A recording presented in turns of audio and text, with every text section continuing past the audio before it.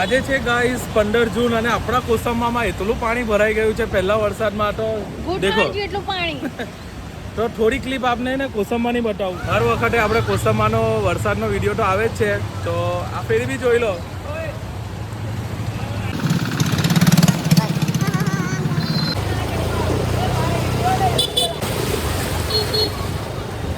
કેટલું પાણી આ બાજુ તો જો.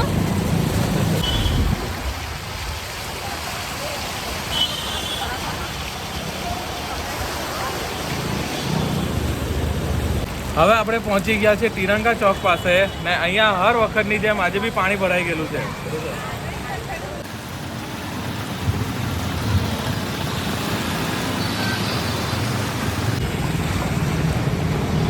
ભાઈ નાકોવાસમાં કેટલું પાણી ભરાઈ ગયું હે? આટલું નાનો છોકરો તળાઈ ગયેલો હવે મોકલી લેવા.